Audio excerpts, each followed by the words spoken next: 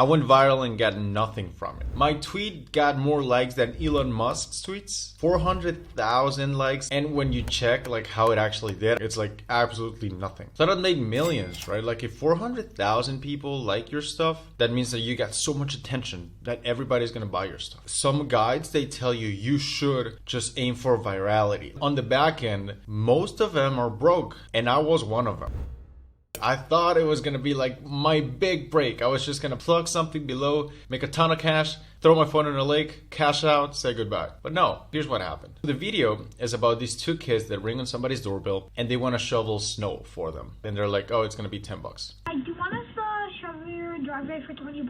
The people were like, oh, okay, cool, you can do that. And they're super excited. They're like, whoa, I'm gonna buy a Lambo. And then in the end, they say, hey, let's do a really good job because they paid us first. And now let's do a really good job because they paid us first. Super wholesome, super cool. And I just shared it with a caption saying, almost cried, not gonna lie. There's a few emotions that will always go viral. Fear, anger, and somebody doing something really positive. The reason why it went viral is because it fit into those categories and people felt like, oh, if I share it, I'm gonna show other people something good, they feel good about themselves. And then I try to capitalize on it. So I started plugging stuff below. Because when people see a viral tweet, they kind of do the same thing they do when they watch a YouTube video. You might be doing it now. Which is you don't watch the video and read the comments instead. So what I did is I plugged in my newsletter. Let me put this into perspective. Millions, over millions of people saw my video. And 80 clicked on it. This is when I learned it's really not about the likes or the followers. It's about how much money you're making. If I could do it again, I would do nothing with the tweet, really. I would just let it be. Because it's not my audience. Think about the Panama Canal. The Panama Canal is 500 feet wide. Compared to the world, that's not a lot. Yet the Panama Canal moves $3.98 billion a year through those 500 feet. Now imagine your great-great-great-grandpa bought some land that was on those 500 feet. You probably wouldn't be watching this video. And still, somebody who bought 10 times the land in the desert wouldn't be making nearly as much money as you and your grandpa. What does that have to do with social media?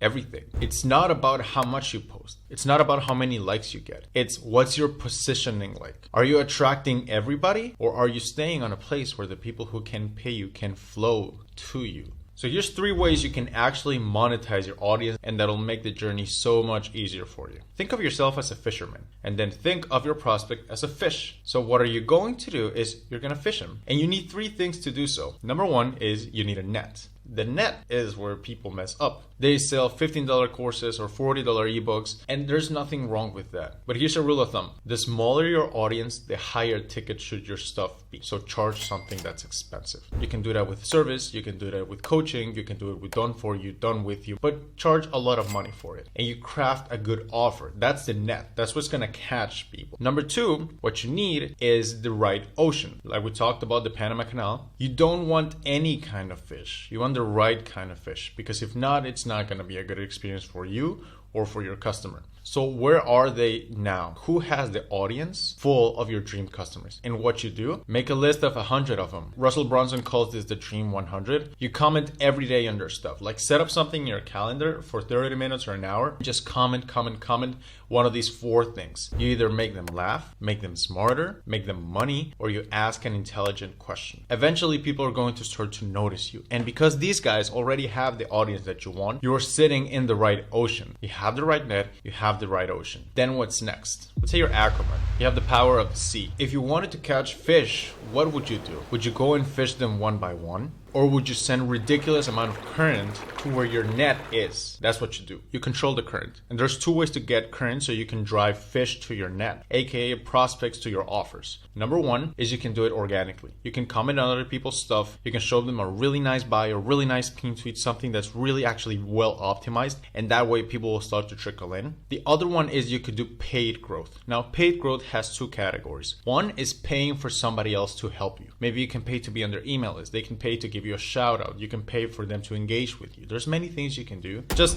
disclaimer, 95% of the retweets you see are either paid for, traded for, or strategic. Everything's rigged. The game is all about how to rig it in your favor. And the second method is Twitter ads. Now, some advice here is don't make the ads too promotional. Don't include heavy promises. Don't include guarantees, because they really like to ban people. And I'm banned on 3 different accounts. Now, imagine if you combine all 3. Current, ocean, and net. How many fish would you catch? That's how you monetize an audience. You don't focus just on going viral, because how are you going to catch them? You have the attention, you don't have the infrastructure. Like, going viral is the equivalent of just getting in the middle of a current where there's like all types of fish and you only want one. If you're selling something really high ticket, you only want like 1 or 2 fish. So why would you be in a place where all the small fish are when you want 1 or 2 that are big? Unless you want to be known just for going viral, which there's a time and space for it, there is no real benefit to virality alone. If you really want to make money, if you ever go viral, you try to show it. But what happens if you ever do? You channel it into funnels. You introduce friction. So you tell them, hey, I got this, but you make them qualify for it, because you're going to get a lot of eyes on it. You can include a lead funnel. You can include a squeeze page funnel. Just don't get everybody's emails. Make sure you're getting the right people's emails. And then you're going to own that traffic. You're going to be able to use it whatever. Going viral isn't bad. It's just the unoptimized goal. The optimized goal is to make money. Now, if there's one thing I want you to take away from this video, if nobody's seeing your content and you're not getting likes, that does not mean you're losing. But if people are watching your content, you're getting a bunch of likes, and you're not making good money, that's how you know you're losing. Because the real metric is how much cash you make. Because likes are cool, but likes in cash.